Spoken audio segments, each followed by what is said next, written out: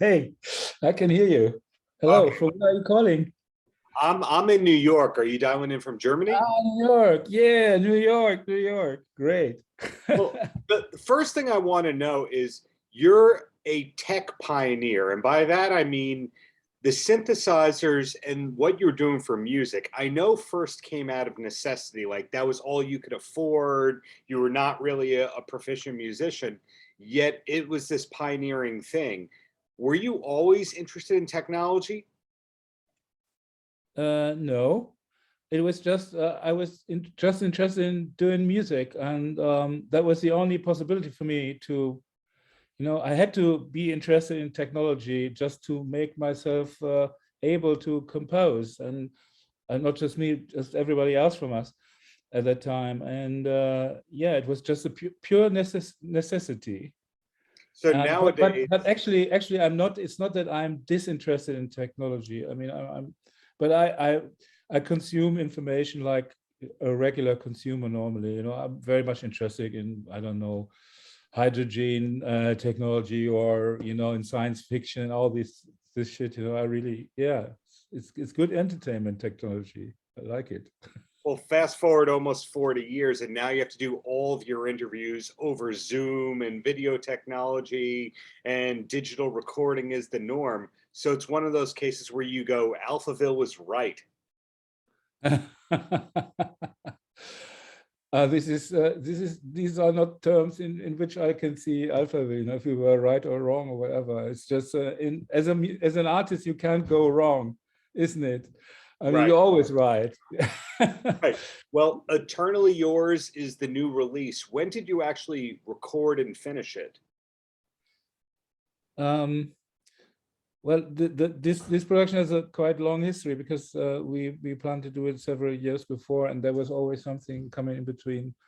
And the last big thing was then the pandemic starting, and so finally, by the beginning of this year, we had all the things. We got everything together that we needed, to produce this album. We had the orchestra, the Babelsberger Film Orchestra, which is a very, it was a dream for us, if we could involve them in our project, and it worked out, yeah. And we got two really brilliant arrangers that knew everything about how to set pop songs, rock songs into a symphonic context. And yeah, and it was it was the biggest production of my life, because I mean, the orchestra, like 60 people, the two arrangers, the conductor, the librettist, the technicians around us and everything. Normally, when we produce an album, we 3, 4, 5 people maybe in the studio, and that's it. And we all the things we do ourselves. This time there was not very much we could do. I mean, we could just talk to the people, because the plan was, the idea was, it should not be an album where we perform in front of an orchestra and the orchestra is doing a little bit doodle, of violins or whatever. Yeah. The idea was that the orchestra, as a most fantastic device, should perform, apart from the singing, should perform the whole body of songs that we plan to produce there. And so, yeah, we were almost there, standing, talking to the people, saying, yeah, we would like to have it like this, or I think this melody, this flute melody, or this violin could probably play another thing, or by another instrument. And then we got the answer, yeah, but the range of the instruments is not high enough. Oh, is it? Okay, sorry.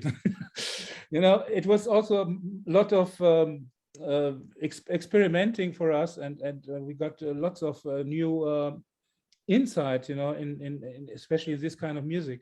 It was really a big adventure. But sometimes I must admit that I felt a little bit lost in this production. It was a little bit labyrinthic. And I was really happy when we finally ended up in a regular situation that was the mixing desk with, well, more than 300 or 400 tracks, which is Yeah, fucking, a lot of tracks. yeah, because we had so many instruments. but at least, we were in an environment that we knew, and we knew how to handle it. And that was one of the best parts then, because then the whole music came together, and we could listen to it, as a whole thing. And it was just an overwhelming moment, to when we finally heard, when all the pieces came together. Did you always love the Alphaville music? The reason I ask that is a lot of people have big international successes, and then they get tired of performing those songs. They've played them too many times. Musical trends change, things in their life change, and they go, I want to distance to myself from it. And then after a certain number of years, they go, you know what? I love it. I love the things that I did when I was 18, 20 years old. Did you always love Alphaville, or did you need some time away? No, I have no problems loving Alphaville. It's a dream vehicle for me, and it transported me to the most wonderful places. It is a fulfillment of my personal dream, and also everybody else in the band. And we're so happy, that we have all these fantastic songs, and also some really, really successful big hits. With when you do a concert, for instance, it is like you play every song in this set list, play just once. It's not that you play Forever Young 10 times, one after the other. Well, if I can interrupt when people ask me that, it seems to me that they think, that something like that happens. If I can interrupt you, I'm sorry. The band OMD, who I know that you're a fan of. Oh, yeah. A friend of mine saw OMD, and here in the US, their biggest hit was If You Leave. And If You Leave, they played it 3 times at that concert. Really? They did? Yes. Wow. And when I saw A Flock of They must really love it. Yeah. A Flock of Seagulls, they played Iran twice when I saw them live. So sometimes bands do play the same hit more than once. Well, but that's okay.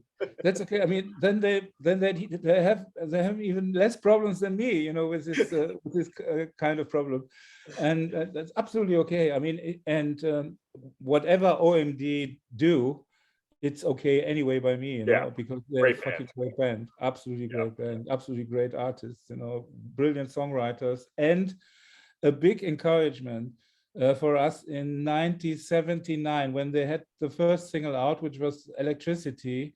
And when we heard Electricity, I mean, we were just starting making our own music, and we had this inferior complex, because we had all these little toys, these little drum boxes, and sequencer, everything was very small, and the music was like beep bop, beep bop, boop bop, beep bop. And then suddenly we heard a band from the UK, and they made exactly the same music as we did, and they had a record company, and they released a single, and it was such a great encouragement for us. We said, yeah, we're on the right track. I think, this could be great. It could become great what we're doing. So, I'm very, very grateful for OMD. Thank you, OMD. Yeah, absolutely. I had the pleasure of interviewing Andy, and he told me something I didn't know, that ZZ Top started using synthesizers because they were inspired by OMD. Billy Gibbons at a concert. Alphaville, to me, a song like Forever Young is one of those songs that everybody knows. Generations know that. So in turn, it's a very influential, inspiring song. Here in the US, it became a hit again, 15, 20 years ago because of Napoleon Dynamite and Jay-Z sampling it. So what I want to know is Forever Young the #1 hit in every country, or are there other songs of yours that, like, this is the song of Germany, this is the song of Finland? Is it not Forever Young in every country? Well, I guess it is.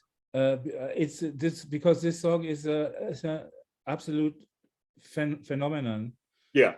I don't understand it. I mean, I don't understand the mystery of the secret behind this song. I mean, I can explain it in a way, because I mean, it deals in really important in things that are really important in our lives, in our lifetime. You know, it seems to talk about these things, because lots of these things are not really outspoken in the lyrics, you know, but when you listen to the song, it feels like that is the reason that the song can be played on any occasions, maybe a wedding, maybe a funeral, maybe a birthday party, or whatever, you know. To all of these occasions, the songs seem to answer with an elementary thing, you know. Yeah. And this is, I mean, I don't know how we managed to do this when we wrote the song. It's pure coincidence.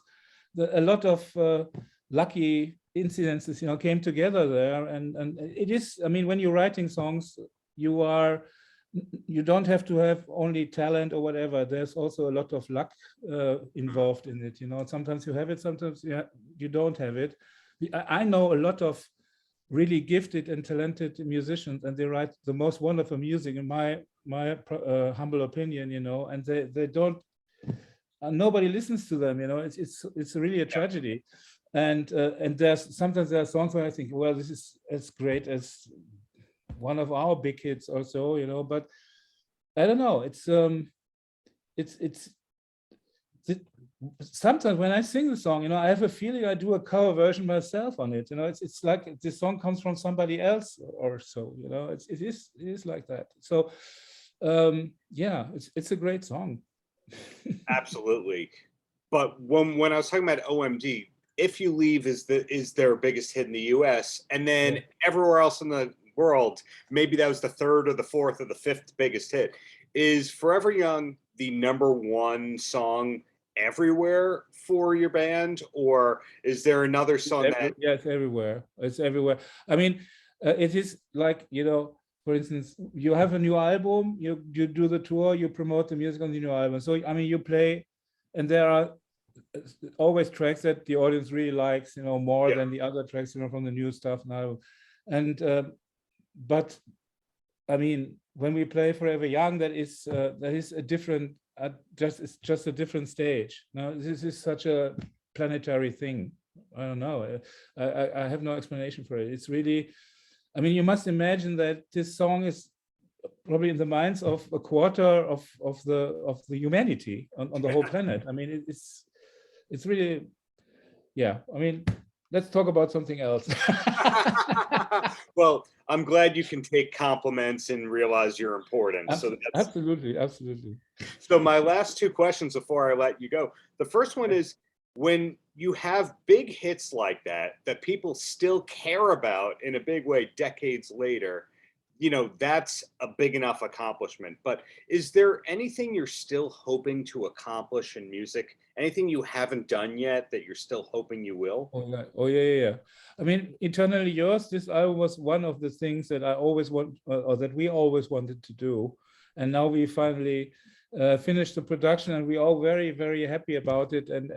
But there are many other things that we still want to achieve. You know, I'm working on an Alice in Wonderland musical since years, and with lots of breaks and also breakdowns, because it's breaks and breakdowns. It's a complicated stuff. It's really complicated stuff. I actually understand Tim Burton, that he rewrote the whole story, because if you follow the true story from Lewis Carroll, you know, it's so hard to put it into sceneries and, you know, to make a kind of movie thing out of it.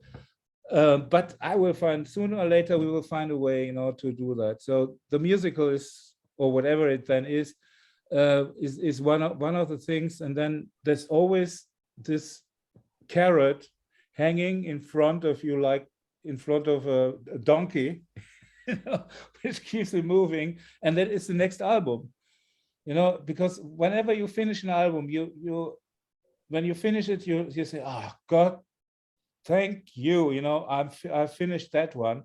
I've got so many other ideas on the way through this album that I could not place into this album. You know, I want to do another album and put all these wonderful ideas into that.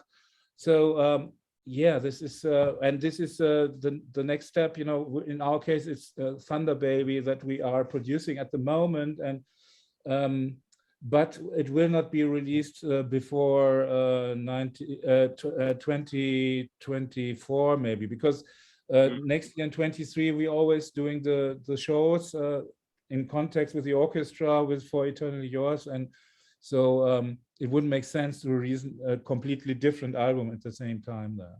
Right. So we have new music to look forward to. We just have to be patient.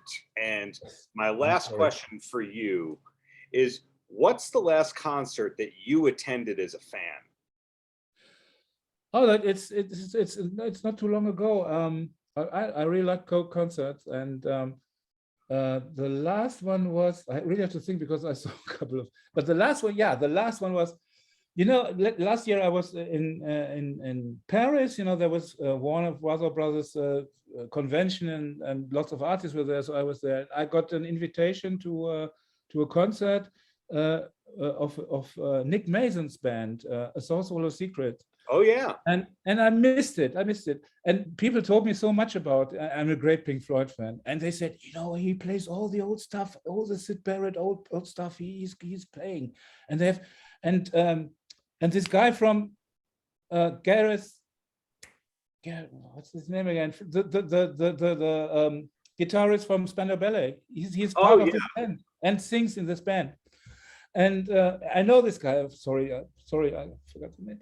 And so I missed the concert in Paris, you know, and then I missed another possibility. And just 3 or 4 weeks, no, a month ago, I saw them here in Berlin, and it was just an overwhelming experience. It was so beautiful. It was, first of all, it was great to see Nick Mason there behind the drums. Yeah. And then the band played the whole Source Full of Secret album, you know, every song, and plus lots of Syd Barrett stuff. And it was just, yeah, also I had tears in my eyes. It was really beautiful. You know, I keep that. This is one of my most beautiful concerts I've ever seen in my life. And I've seen some. The fact that you like Syd Barrett era Pink Floyd and OMD, Gary Newman, the early electronic stuff, just says Gary Kemp. Sorry, Gary Kemp. Gary Kemp is the name of the guitar player. It just says Sorry, that Gary. you follow all eras of music, and that's probably why you're able to come up with universal great pop music. But thank you for the many years of great art, and looking forward to seeing you live in New York in the near future. Yeah, thank you. I always like to come to New York, and it was a great pleasure to talk to you. Paltrocast.